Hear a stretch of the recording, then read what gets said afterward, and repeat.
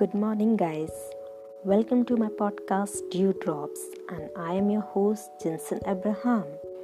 And you are listening to the first episode of Becoming a Better You and the 7 keys to improving your life every day. Get ready, you are about to embark on an inner journey through which you will explore parts of yourself that perhaps you have rarely or never previously tested. Every step is about your head, your heart, and your soul, but you will be surprised to see how your inner journey influences your outer life, producing better quality relationships, a more productive use of your gift and talents, and ultimately a totally better life. Keep pressing forward. Too many people are living far below their potential. They have many gifts and talents and so much more going for them. But they have got comfortable, settled where they are, and lately become too easily satisfied. It's time to get your hopes up, enlarge your vision, and get ready for the new things that God has on the horizon. Your best days are not behind you, they are in front of you. You have everything you need to fulfill your God-given destiny. God has already put in the talent, creativity, discipline, the wisdom, and the determination. It's all in you. You are full of potential, but you have to do your part and start tapping into it. You have to make better use of gifts and talents that God has given you. The scriptures teach us that we have a valuable treasure on the inside. You have a gift, you have something to offer that nobody else has. Do not live with that treasure still in you. Press forward, give birth to the dreams and desires that God has placed in your heart. You were never created to be average. You were never created to reach a certain level and then plateau. You were created to excel. There is no limit to how high you can go in life. There is no limit to what you can accomplish.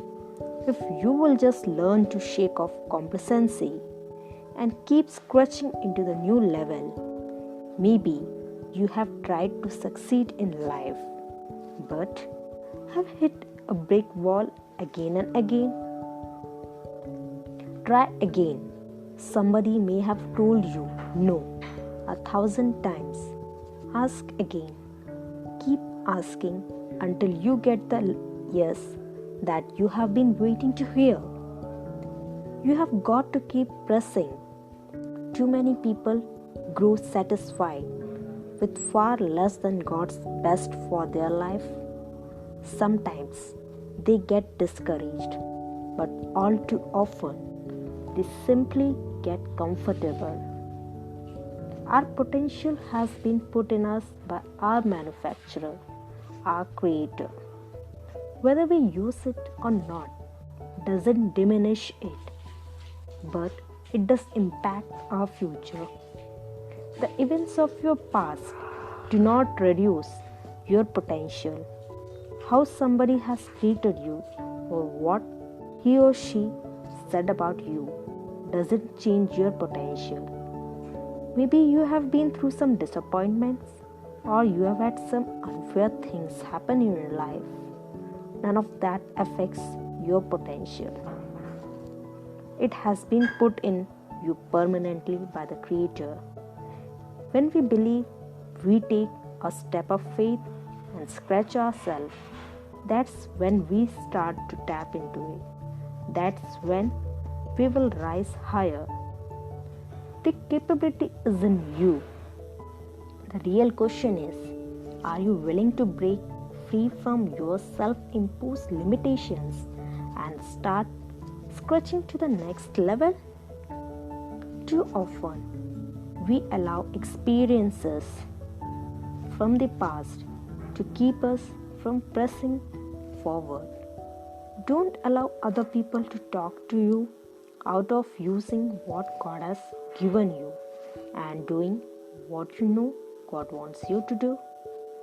Many people have had negative comments spoken over them, such as, "You don't have what it takes, you are not very talented, I don't think you will ever be successful." If we are not careful, we will allow those negative words to play over and over in our minds. They can create a strong hold. Your value, your gift, and talents have been put in you by Almighty, and it doesn't matter what anyone else has spoken over you. The good news is God has the final authority. He says you have a treasure on the inside. He says you have a gift. He says you are valuable. You need to be dwelling on thoughts like, "I am creative, I am talented, I am valuable, I have a bright future, my best days are still out in front of me." You have to get your mind going in this direction, because dwelling on the negative thoughts about yourself will keep you from becoming all God has created you to be. Regardless of who has spoken negative words into your life, a parent, a spouse, a coach, or a teacher, you must cast those words down. Words are powerful. They can create barriers in your heart and mind. Sometimes one little phrase can hold us back for years. Too many people don't have the confidence and the self-esteem they should, because they are constantly dwelling on the negative thoughts about themselves. I don't say this arrogantly, but in my mind, all the day long, I try to remind myself, I am anointed, I am creative, I am talented, I am successful, I have the favor of God. People like me, I'm a victor and not a victim. Try it if you go around thinking those kind of thoughts.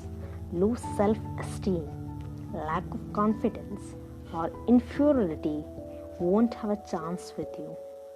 Throw your shoulders back, put a smile on your face, and be looking for opportunities to scratch into the next level.